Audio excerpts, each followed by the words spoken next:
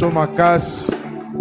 Nzambo ya sali lisusu tokutana na kati na we esika. Nzambo aza kosalela biso bolamu. Toche maboko likolo tobondeli bondela molimo mosantu ayeba na kolobela yo. Na pokwa na lelo lisusu tia maboko no likolo. Saint-Esprit de Dieu, olobela ngai lisusu na pokwa na lelo po ete liloba na yo nde pesaka bomoi. Na kombo na Yesu Kristo molimo mosantu na asunga po ete liloba ezo esika ebandeli kino suka. Merci Seigneur. Kolo pesa motei makasi ya kotransmettre fidèlement liloba na yo. Nguya na yo esala po ete liloba ezo esika kati na moko liloba epesa bomoi, liloba ebuka nyonso ya mabe etelemisa pense na yo na kombo na Yesu Kristo. Amen. Amen. Na pesi bino baso mbote na kombo na Yesu Kristo. Na sepeli makasi kozwa maliboso na bino boza bilombe bo mibetela nano bino moko maboko ya bien. Mibetela yo moko maboko na mulolo wana rokumu na wale kilikolo. Tofanda sikawa. Merci. Mikolo yo toyebike ba mbouteillage za makasi. Ba misu bazo bima pona kozonga na retard. Surtout na secteur na biso yo soki kaka événement ezali. Embouteillage ezalaka ya kosakana te. Topesi bandeko oyo bazali kolanda biso pa en ligne mbote. Zambe akokana kozala na bango bipai nyonso yo bango bazali kolanda biso. Toyebi ke tozana bato ebele oyo baza kolanda culte en ligne, bamisusu en direct, bamisu bakolanda ngo en différé. Zambe apambola bino bipai nyonso oyo bozali connecté na église mera. Bien-aimé, touti na musala munene ya 40 jours de jeûne et prière. Ezalaki facilité po nango ezana ko se faire sentir na nzoto. Vous sentir que poids ezana il y a 40 jours. Mais 40 jours eza fin du monde était mais ezali moko na tremplin oyo ko permettre biso poto nyata to sauter to kende musika. 40 jours eza lokola pont otoche entre passé na biso na futur na biso poto kokana komata kokende na futur. 40 jours eza lokola boîte otozwi poto katsa ebale ya munene ya 5 ans o ezali boso na biso yango nde 40 jours. 40 jours eza lokola singa babwakeli biso tozana ngambo mosusu po singa wana permettre biso tokatisa tokende ngambo mosusu. Mais tokotala nanu soki toyekoli bato oyo basala 40 jours. 40 jours mutu aliboso ya kosala yango kombo na ye babengi ye Mose.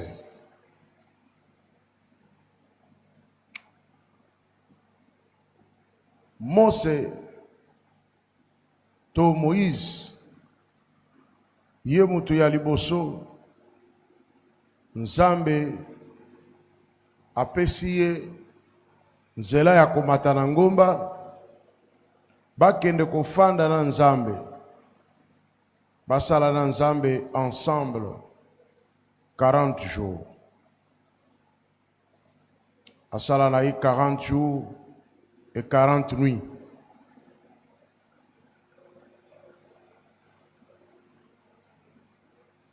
Alors, 40 jours et 40 nuits, il y a Nzambe na Moïse. Si manaye ko gêné, tant que Moïse peut aza ko gêné, Nzambe aza ko yebisa Moïse makambo. Aza ko sololane makambo. 40 jours, mutu akokota ngo na sentiment te. Esengeli Nzambe abenga yo. Exode 24.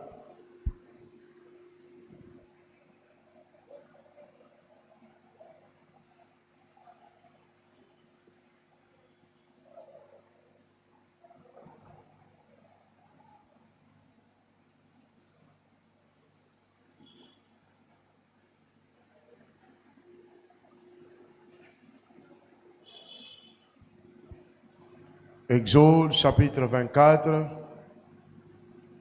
verset 12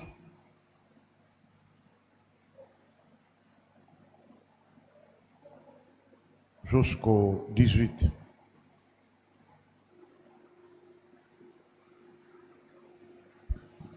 Exode chapitre 24, du 12e verset au 17e, lisons au nom de Jésus. 18e verset. Au 18e verset. L'Éternel dit à Moïse, monte vers moi sur la montagne et reste là. Je te donnerai des tables de pierre, la loi et les ordonnances que j'ai écrites pour leur instruction. Moïse se leva avec Josué qui le servait, et Moïse monta sur la montagne de Dieu. Il dit aux anciens, attendez-nous ici jusqu'à ce que nous revenions auprès de vous. Voici, Aaron et Hur resteront avec vous. Si quelqu'un a un différend, c'est à eux qu'il s'adressera. Moïse monta sur la montagne et la nuée couvrit la montagne. La gloire de l'Éternel reposa sur la montagne de Sinaï et la nuée le couvrit pendant 6 jours. Le 7e jour, l'Éternel appela Moïse du milieu de la nuée. L'aspect de la gloire de l'Éternel était comme un feu dévorant sur le sommet de la montagne aux yeux des enfants d'Israël.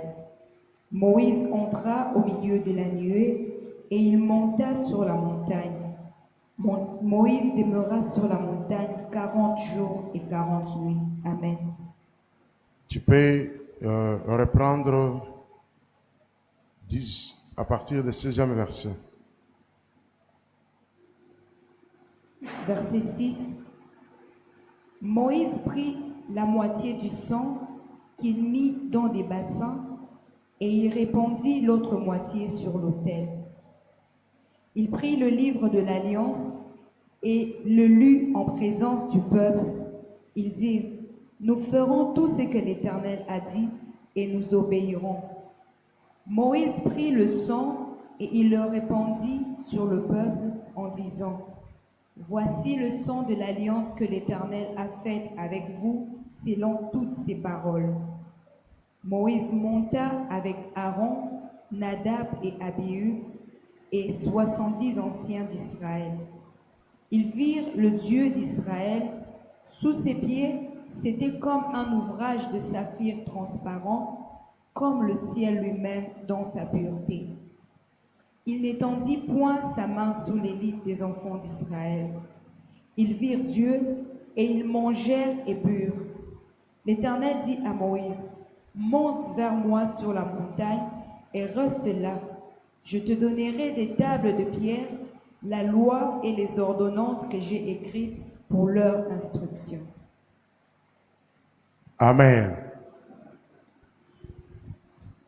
Alors, Moïse fut appelé par l'Éternel Dieu pour kokende Nangomba kosala 40 jours. Kuna na 40 jours, Nzambe apesi ba instruction. Apesi biloko oyo atikala na kopesa bato na mokili te. L'Éternel Dieu Tout-Puissant apesi ba commandement, apesi ba loi, apesi malakisi oyo orienté Israël pe orienté église oyo koya liboso. Biloko oyo Moïse azalaki nango na maboko, écrit par Dieu lui-même, elingaki ekotisa bouleversement na mokili, epesa orientation ya makasi na Israël. Satan azalaki koenvier biloko ezalaki na maboko ya Moïse.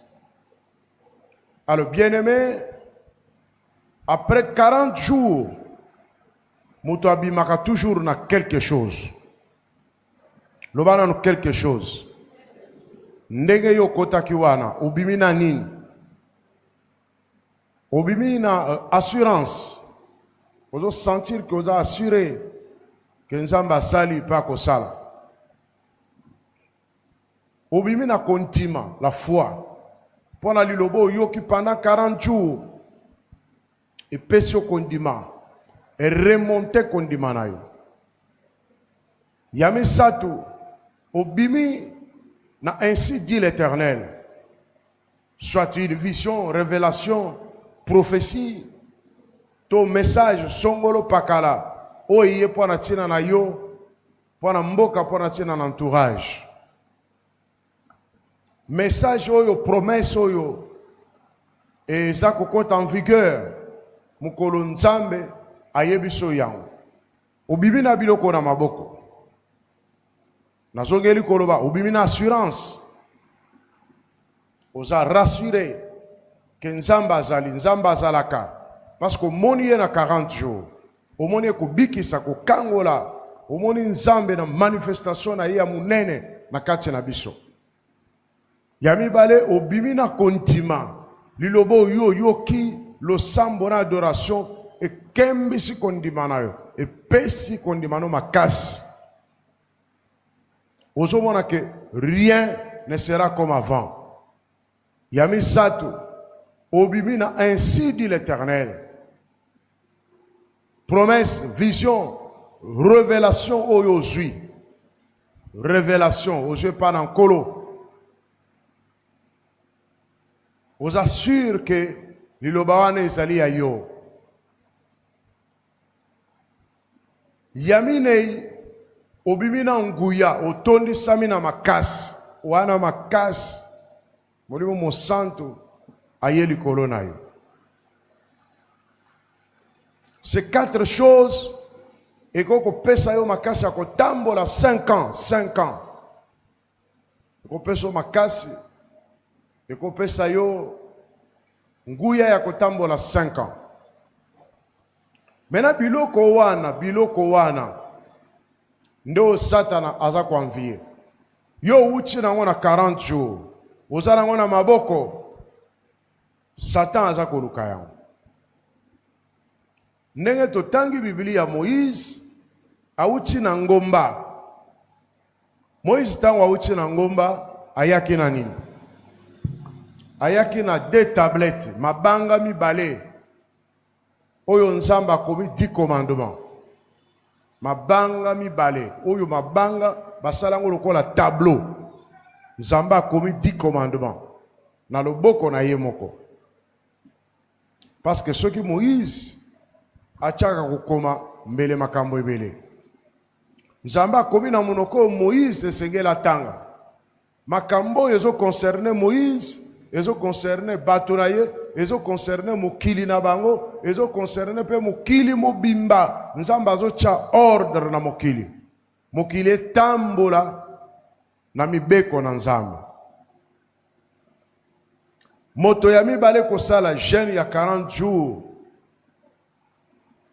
Atambolaki kombo na ye Eli mais toko kende na moto amisatu. Moto amisatu kombo na Jésus. Matthieu chapitre 4 du 1er au 11e verset. Eza Mateya kolosoka soki to kende na semaine mobimba. Matthieu chapitre 4 du 1er au 11e verset. Alors Jésus fut amené par l'Esprit dans le désert pour être tenté par le diable. Après avoir jeûné 40 jours et 40 nuits, il eut faim. Le tentateur, s'étant approché, lui dit, « Si tu es fils de Dieu, ordonne que ces pierres deviennent de pain. » Jésus répondit, « Il est écrit, l'homme ne vivra pas de pain seulement, mais de toute parole qui sort de la bouche de Dieu. » Le diable le transporta dans la ville sainte, le plaça sur le haut du temple et lui dit, « Si tu es fils de Dieu, jette-toi en bas. Car il est écrit, il donnera des ordres à ses anges à ton sujet, et ils te porteront sur les mains, de peur que ton pied ne heurte contre une pierre. » Jésus lui dit, il est aussi écrit, tu ne tenteras point le Seigneur ton Dieu. Le diable le transporta encore sur une montagne très élevée, lui montra tous les royaumes du monde et leur gloire, et lui dit, je te donnerai toutes ces choses si tu te prosternes et m'adores. Jésus lui dit, retire-toi, Satan, car il est écrit, tu adoreras le Seigneur ton Dieu et tu le serviras lui seul.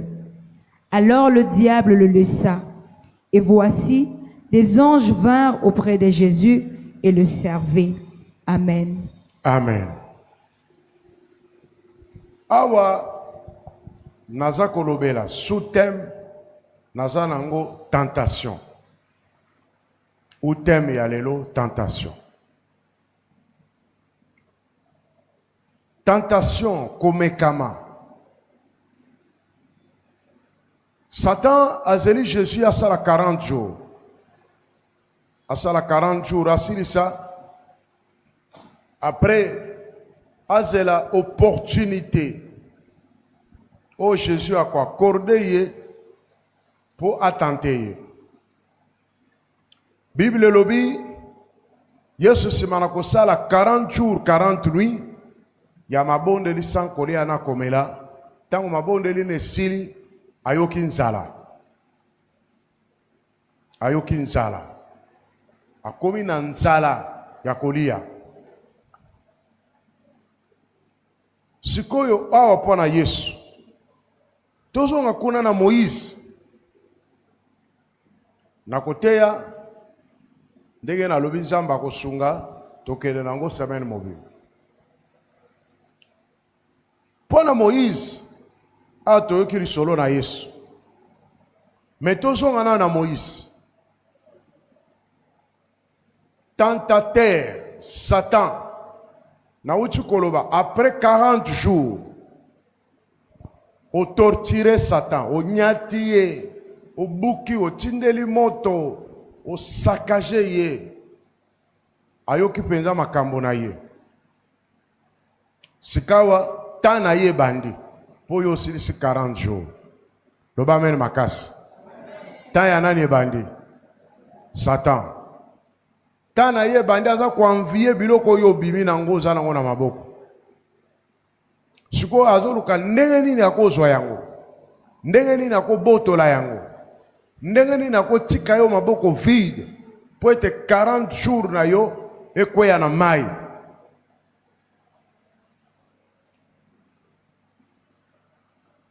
Alors, toke kuna na mukanda na Exode. Tosi Exode 32.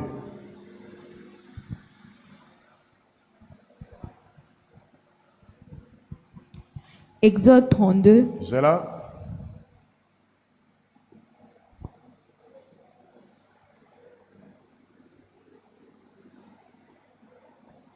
Verset 7. Banda verset 7. Verset 7. L'Éternel dit à Moïse, va, descends, car ton peuple que tu as fait sortir du pays d'Égypte s'est corrompu. Ils se sont promptement écartés de la voie que je leur avais prescrite. Ils se sont fait un veau en fonte et ils se sont prosternés devant lui. Ils lui ont offert de sacrifices et ils ont dit, Israël, voici ton Dieu qui t'a fait sortir du pays d'Égypte. L'Éternel dit à Moïse, Je vois que ce peuple est un peuple au cou roide. Maintenant, laisse-moi, ma colère va s'enflammer contre eux, et je les consumerai, mais je ferai de toi une grande nation. Ok. Moïse bazana nzambe likolo na ngomba. Nzambe azo informer Moïse. Azo ko informer que kita batu na yo bimisaki na Egypte. Batu wana bamikosi. Batu wana basali ekeko. Pe bazwi na ekeko wana bapesi yango offrande.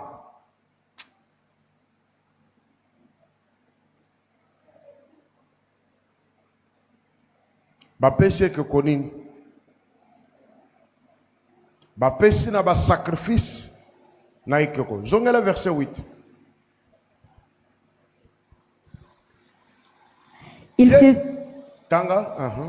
Ils se sont promptement écartés de la voie que je leur avais prescrite. Ils se sont fait un veau en fonte. Ils se sont prosternés devant lui et lui ont offert de sacrifices et ils ont dit, Israël, voici ton Dieu qui t'a fait sortir du pays d'Égypte. Quelle insulte, quelle injure. Batu oyo tango babimaki na Égypte. Tango bazo senga na Pharaon abimisa bango na Égypte. Balobaki bakobima maboko pamba te. Pona nini? Bakokende na désert kosala nini? Hein? Kofrir na Nzambe. Balobi tokokende na biloko na biso. Po tokende kofrir Nzambe sacrifice. Toyebi te wapi Nzambe akopona. Discours na bango, un beau discours liboso na Pharaon. Et Nzambe a touché motema na Pharaon, bapesi bango biloko. Babimi na biloko, ndenge yo bimi. Na kundima, na ainsi dit l'Éternel, obimi na assurance, obimi na nguya ya molimo mosantu. Biloko ezala maboko na yo, Satan aza kuanvie yango. Lokola 40 jours esili, azoluka ndenge nini akobotola yo biloko. Tala ndenge nini Satan a écarté bango. Nzambe azo informer Moïse, bato na yo ba s'écarter na nzela, bakamati sacrifice, basali ekeko, bapesi yango mabonza. Balobi ne Nzambe oyo abimisaki bino na Égypte. Eloko ya liboso ndengo bimi na 40 jours. Satan azo luka osala ekeko. Osala ekeko. Parce que ozana nguya. Ozana nguya, ozana mayele, ozana nyonso. Siko Satan akoluka na mayele wana ozwe pa na Nzambe. Na nguya pe na makasi wana ozwe pa na Nzambe. Osala ekeko. Oyo kocha au même pied d'égalité na Nzambe. Eloko a liboso Satan azolo ko osala ezanini ekeko. Osala eloko oyo kobanda kwa adore. Eloko oyo okokokisa na Nzambe. Sikoyo ekeko wana ekoyana ndenge nini? Soki tozongi kuna liboso tanga verset premier ya 32 wa.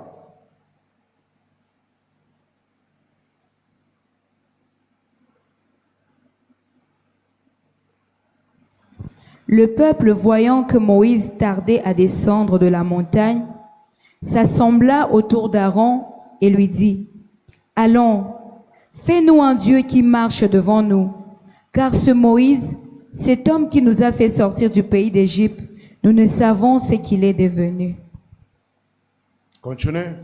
Aaron leur dit, « ôtez les anneaux d'or qui sont aux oreilles de vos femmes, de vos fils et de vos filles, et apportez-le-moi. » Et tous ôtèrent les anneaux d'or qui étaient à leurs oreilles, et ils les apportèrent à Aaron. Il les reçut de leurs mains, jeta l'or dans un moule, et fit un veau en fonte. Et ils dirent, « Israël, voici ton Dieu qui t'a fait sortir du pays d'Égypte. » Lorsqu'Aaron vit cela, il bâtit un autel devant lui et s'écria, « Demain, il y aura fête en l'honneur de l'Éternel. » Le lendemain, ils se levèrent de bon matin et ils offrirent des holocaustes et des sacrifices d'action de grâce. Le peuple s'assit pour manger et pour boire. Puis ils se levèrent pour se divertir. Amen. Alléluia. Au moni, eloko ya liboso ezali que makambu yo yoke pa na Nzambe. Obimi, po misusu babimi na 40 jours na kontima ya makasi. Ndenge na lobi, na assurance. Lelo to bandi soki 40e jour ya après jeûne. Eza 40e jour après jeûne. Hein? 4e jour. 4e jour. Mais Nzambe apesaki yo ainsi dit l'Éternel. Obimi na kondima. Obimi na assurance. Obimi na nguya pende tondi kati no sentir nguya ekotaki. Oki penda molimo mo santo akitaki gi. Oyoki ye penda o sentir ye o tutu kipe. Biloko eza na kati na. Mais le 4e jour. Bana na Israël bamoni ke Moïse aumeli. Tango komona ke makambu oyo Nzamba alobaki na yo. Na mutu na yo Nzamba alobaki il fallait obikango le lendemain. Ah to ça déjà na 4 jours. Misu peut-être na bandi komona ba signoter. Et automatiquement ndenge to kokeni to sambeli 40 jours pour na combien de mois? Pour to tambola combien de mois? Hein? Pour tout le monde, pour la moitié. Mais tant qu'on sali une année, au monde est le coyete. Une année, et vous méritez, vous méritez. Et vous méritez belé. Même 1 mois, et c'est belé. Même 2 mois, et c'est belé. Mais il faut y avoir ma bonde l'eau, bonde li, et ça prend 5 ans.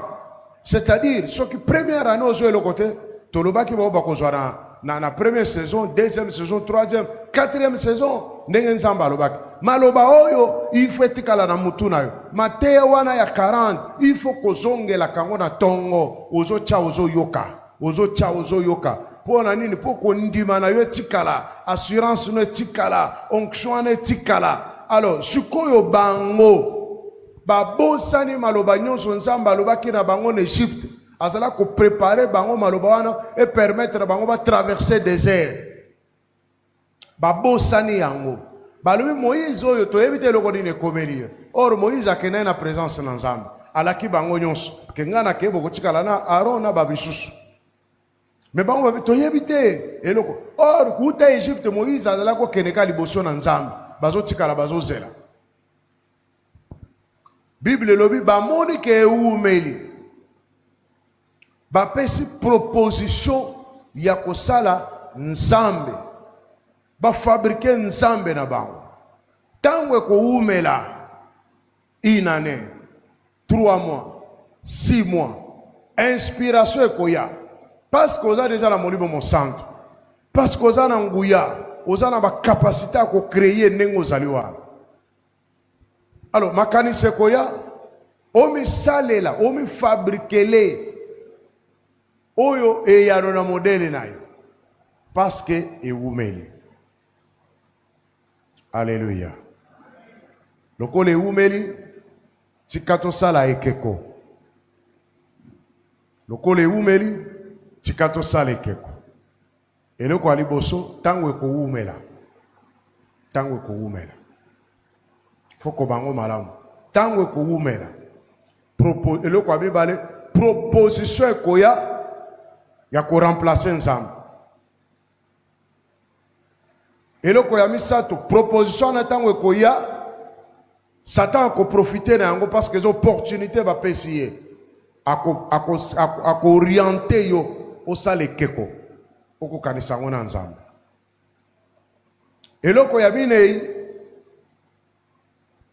ako pousser yo biloko yo ezalaki réservé ya Nzambe mpona kosakrifie mpona kosala holocauste na nzambe opesa yango na ekeko wana mpo atutanisa yo mutu na nzambe biloko na nzambe opesa yango na ekeko wana. Quatrième eloko yango wana. Sikoyo cinquième eloko, cinquième point, okosepela motema no ekosepela parce que ozwi yano ozwi moto akosolola na yo. Oyo tentation ya liboso ekomeli bana na Israël. Moïse azalaki te nzambe aza koinforme ye. Satan a tenté bango, abotoli bango biloko tu bazalaki nango. Ba or, ba Égyptien nde bapesaki bango. Ba diamant, ba Égyptien nde bapesaki bango. Bango bazalaki kosanjola nzambe na bikeko. Mais nzambe azwi ba or na ba diamant na po bango bakende kobonzela nzambe na solo. Bango bakomi na désert, lokola ewumeli. Balobi te, to kamata ba or to pesa ngo ba fabriquer keko, comme ça to pesa ba sacrifice. Parce que bazalaki na posa ya kopesa sacrifice. Bango déjà ba botoli bango.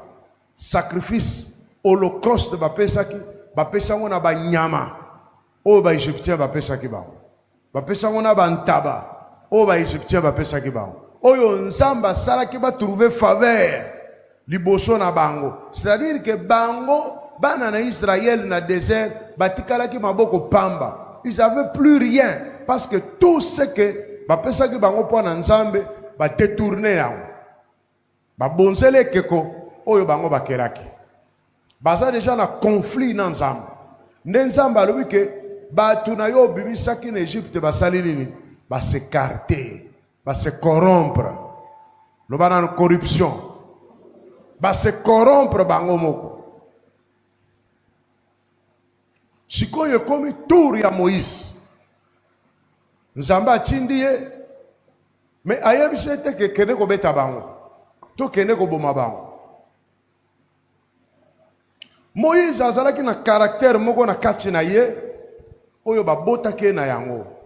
Caractère na ye inné. Tango aye ayoki chant bazo yemba akalisi bazo sanjola nzambe akoma boye ekeko bazo sanjola ekeko.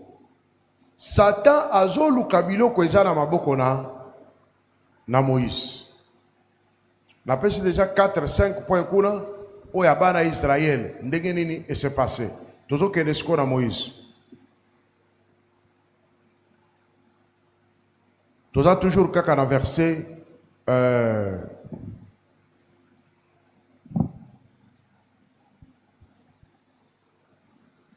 verset chapitre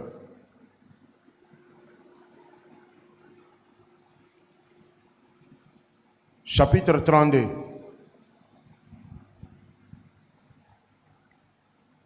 Chapitre 32. Bandana verset 18, 19. Verset 19. Et comme il approchait du camp, il vit le veau et les danses. La colère de Moïse s'enflamma. Il jeta de ses mains les tables et les brisa au pied de la montagne. Il prit le veau qu'ils avaient fait et le brûla au feu. Il le réduisit en poudre, répandit cette poudre à la surface de l'eau et fit boire les enfants d'Israël. Alléluia. Moïse azalaki na kanda ya kosakana te. Eloko ya mibale. Obimi na liloba. Obimi na biloko nyonso na lobia wa 4. Satan aza koluka biloko wana. Akoyela yo tentation par provocation. Loba na no provocation. Akoyelo tentation par provocation. Alinga la musabiloko yo yo détruisaki awo. Na renoncer, na boyi, na oboya kiango très bien. Mais yeba ke tentateur akoyela yo tentation par provocation. Satan yebi Moïse bien. Maintenant, azo provoqué, azo tenté Moïse par provocation. Décor union sur basali na Israël. Et ça bazo zelasko Moïse. Bamon a réactionné ko salanine. Bazo tenté Moïse. Moïse petangwa komi atali amoni kanda na ye lamuki ayanduki Moïse ayanduki. Ola pesa bazalaki azalaki yemokote bazalaki na Josué. Ola kamatata ba tablette. Alo ba mwana simba boy. O ezali biloko mosanto, biloko boule. Ya kamati ba tablette tomboli likola salini. Abambi yango na senyo somi bare. Tablette sali ngeni. Et pas souki. Il fallait pesa mwata Josué bazalaki naye. Satan azalaki ko lukabilo ko ezalaki na maboko naye. A tenté par provocation. Donc nengo bimi boye. Tentateur, tentation ezali. Aussi si 40 jours bien, ozawana tout fait tout flamme. Sukoyo yeba que provocation koya. Tentation ezo zela yo ya makasi eza provocation. Loba dans nos provocation. Provocation. Satan akoya ko provoquer yo po bwaka biloko zana ngona maboko. Ye problème na zo lukabiloko yo bimi nango na 40 jours. Akoya ko provoquer po bwaka biloko zana ngona maboko. Akoya ko tenter yo na provocation po bwaka biloko ezana maboko na yo. Bino bato boza ko landa biso en ligne. Boya ba après 40 jours Satan akoye pas mutu nyonso, akoye pas apôtre, akoye pas pasteur, akoye pas mondimi. Mutu nyonso akotaki na 40 jours Satan akoya. Ba misusu akoye la bango dinité, ba misusu akoye la bango provocation. Ba misusu akoye la bango ba proposition lokola makambo ewumeli, lokola ewumeli. Ba luka ba solution moko palliative. Ndenge basalaki na bana Israël, bango bamoni ke ewumeli. Mais pona Moïse azalaki na makambo ko umela te. Yeba eko tenter par provocation. Yeba que papa, maman, beaucoup se ko provoquer. Satan ko kote pas mwasi na yo ako provoquer yo. Loba na sous provocation. Satan ko kote pas mobali na yo ako provoquer yo. Satan ko kote pas bana no ba ko provoquer yo. Satan ko kote pas baboti no ba ko provoquer yo. Satan ko kota na bato comité ya département na bino ba ko provoquer yo. Satan ko kota na bandimi ba ko provoquer pasteur, apôtre. Satan ko kota na bato quartier ba ko provoquer yo, na musala kuna ba ko provoquer yo. Simba moninga za pembeni na yo. Ata boza musika pusana bo simba na yebisa ye provocation. Simba ye yebisa provocation zoya. Oko bwaka to oko simba. Bino pe kuna en ligne bo simba na. Provocation zoya. Oko bwaka to oko simba. Obi oko simbisa. Alléluia. Merci. Provocation yeli Moïse. Moïse a uchi soko tali Bible lobini elongine kongenga totangi yango wana elongine kongenga biloko na ye nyonso rempli de l'esprit. Moïse a tondi sami. Moïse a ko rukule liboso na nzambe. Moïse a sentir molimo mosantu. Azo ka solo, azo yoka na solo. Otali yeboye azo ko meremeta. Moïse azo takata nguya na nzambe zo sala. Satan bangi biloko wana nyonso te. Abongisele décor ya provocation. Décor ya provocation. Papa, maman, okozonga nanda kokuta décor ya provocation. Lobana no décor ya provocation. Yo mutoza koma décor ya provocation. Tout sera décoré pour te provoquer. Tout sera décoré pour te provoquer. Ba décora ki nyos. Donc Moïse a quoi échappé te. Ye mutazala que ne lobe pas à Pharaon. Bisona bana na bisona biloko na biso toko kene ko servir nzambe. Nda yo pe nzamba ko simbo ko cha biloko na maboko na biso. Siko Moïse azo kuta biloko wana. Oya sali dit tour pas Pharaon. Aza ko résister ye. Akuti ba sali veau d'or. Oh. nazo mona to nazo yoka to nazo lota azo lota te bato wana pe bazo kata makinu penze Israeli ba yeba ki kobina bazalo kola ba congolais makinu penze zalaki na nzoto na bao bazo kata penza makinu esengo wana bato bazo rikane minuti na kari dentaire zo monana abi o esengo modele nino bato basana likolo ya voyo pe sirkuwa nzamba sa pesa ke deja révélation ya makambo nyonso bango basalaki nzamba yebisaki bapesi ye na mabonza babonzeli ye colère ya Moïse telemi décor wana Moïse akoka ko échapper te akamati tablette abambi nasi epanzani biteni moyen bato batanga makambo ekomemaki wana eza te alandi bango akamati voa avuzuli yango atumbi yango na moto azu poussière atie na mai amelisi su bango nyonso amelisi bango nzambe na bango amelisi bango nyonso Moïse a condamné bango lisusu fakata bato nyonso bamelaki veau d'or wana bakufaka na désert ata moko te abikaka bango nyonso bakufaka na désert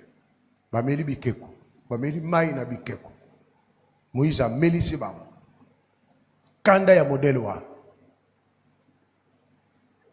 bien-aimé tata mama ndeko ozolanda biso en ligne ozali awa yeba ke décor ya tentation koya kolamusa biloko ezalaka na nzoto na yo loba nanu biloko ya nzoto loba makasi biloko ya nzoto loba lisusu makasi tentation ekoya mpona kolamusa biloko ya nzoto biloko ezalaka na kati na yo oyo bomaki awa oyo renonsaki awa biloko wana Satan akosalake biloko wana ezonga po soki biloko wana ezongi en tout cas akozwa nyonso yo ozala ngo na maboko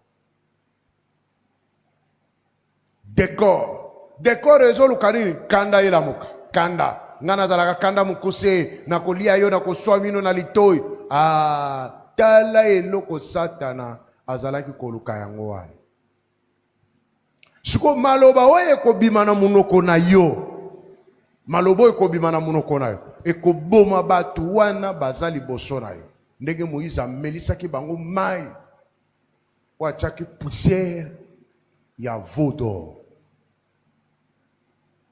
situka okomona mobali mwasi akomi koyebisa mobali naye batanga mibali batanga pe yo na tuta libaku na libende koya kokutana na eloko lokola yo ulekiselanga temps mama waza koloba bwa uchila ahutaki na 40 jours papa soko moni bongo yebisa ye mama apotra lobaki biloko ya nzoto yango elamuki yo yebisa ye bongo namoni effectivement mosali na nzambe ateyaki solo biloko ya nzoto yango elamuki yo nakolia te oyo biloko nakolia te keba papa mama mobali aya koyelo alobi mwasi batanga mwasi lokola yo tala mwasi ngane kuna uzazoba oyebi kolamba te a compliqué yo acha décor nyonso ayandukisa yo biloko na nzoto yo pol biloko ya nzoto elamuka soko kolia te mafu soki pe libala ngo ekokufa esala nini ekufa mama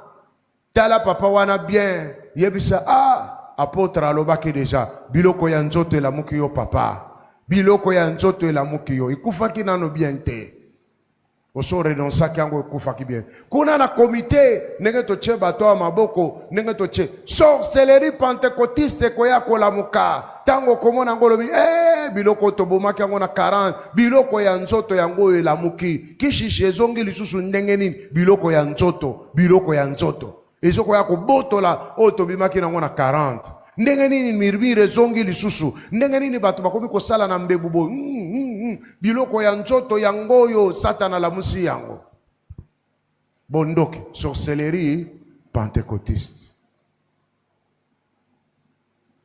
Moïse est un homme colérique, méchanceté réagir, Satan a profité na simana kanda nae alamusi biloko na nzoto alo batu nyonso baza colérique basala keba po biloko nyonso bazana ngona maboko Satana kwa akobotola yango obotola yango osimbisa nani yo na mwasi na yo tala ndenge bokobomana yo na bana yo na baboti na yo na bakambi yo na bato place ozosala biloko ya nzoto ekolamuka satan kolamusango tango kokoma na eperdement tango kokoma sikoyo sous les effets ya colère sous les effets ya puissance ya eloko wana ya nzoto na yo nde satan sikoyo akoyalabi pesa biloko ozwaki na 40 yaka nango après a dépouiller yo otikale maboko pamba ozongela zéro kondime kei assurance kei ainsi dit l'Éternel ozo croire ressources na yango te onction ozalaki na okomi komi sentir vide okomi pepele force eza susu te okoluka susu basala ta 21 jours te basala ta sumwa 20 jours basala ta nazoka posa kobondela oui kende kobondela yo moko kende ata na ngomba mama olalela kuna osilela vie kuna biso touti na 40 jours tozo savourer na nango muke alléluia mais yo zonga na 21 jours o récupérer ta muke oluka ba pasteur na yo oluka ba interprète na yo oluka bato na yo omi composele omi salela wana ya yo eza susu ya nzambe omoni Moïse tango pasoli mabanga suka nzambe asalini alobi na ye zonga azongi siko na ngomba nzambe akomaki lisusu nani akomi siko ye moko oyo nzambe azopesa yo na pete me tango kozonga nkolo akoyoka yo akoyamba yo me okosala boye okobwaka po okokoma ngo na makasi na yo moko okosala boye okobwaka okofanda wana Moïse apemaki 40 jours apemi nzambe nda azokoma azo expliquer ye mais awa sikawa nzambe aza ko expliquer ye azo komela ete nzambe asa lobi Yesu kwa koma Moïse atokaki azonga so aya kopasola ngo apasola kate batela ngo siko na mayele makasi alléluia na kosukisela wana pona koyebisa ke après 40 jours tentation ekoya tango makambo ekobanda koumela yo siko ozomona ke lokola eumeli naluka solution moko palliative lokola ofongoli motema na yo koluka solution na yo proposition ekoya sala ekeko wana eza nini osala eloko moko oyo kobanda koadore ekeko ekozala distraction ekeko kozala film ekeko kozala eloko moko boye ekeko kozala eloko moko boye oyo oza koadore kolinga koleka nzambe wezo empêche même koya na culte we kobanda koempêche yo même kosambela ekobanda koempêche yo même kolamuka na ekozala pe internet ekomi ekeko mpona yo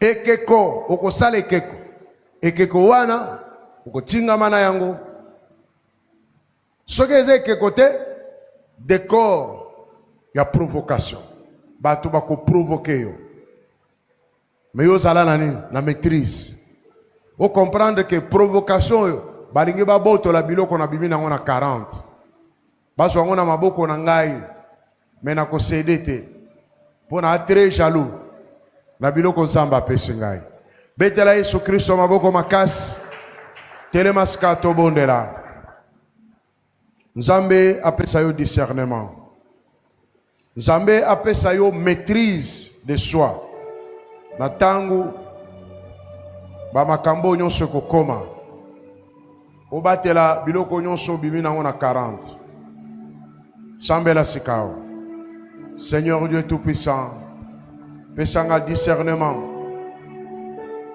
pesanga makasi po ete biloko oyo na bimi nango na 40 moto moko te abotola ngai yango moto moko te abotola ngai yango nazala na yango naumela na yango na kombo na Yesu Kristo Na kombo na Yesu Kristo. Pesa ngai maîtrise de soi. Pesa ngai maîtrise de soi. Maîtrise de soi. Nazala na maîtrise. Tentation koya na ko échapper yango te. Mais na lingo pesa nga discernement. Tango provocation koya nazala na makasi ya ko dominer, ko céder te na provocation yo. Pete yo zali nzambe. Na kombo na Yesu Kristo. Moko shpe mobikisi. Tikala kimya na kobondela pona yo. Seigneur, na recommandé lingomba no na maboko na yo. Tokiti na 40 jours de jeûne et prière. Pesa moko na moko mayele pe discernement. Tentation ezali liboso. Mutu moko ta ko échapper yango. Parce que ezali formule. Mungu naza koluka ko botola oyo pesi biso o tozwi na 40. Kasi nazali ko senga pesa moko na moko discernement. Makasi ya kolonga ba provocation nyonso. Ya kolonga ba tentation nyonso. Na kombo na Yesu Kristo. Moko shpe mobikis. Amen. Betela Yesu Kristo maboko makasi. Tofanda.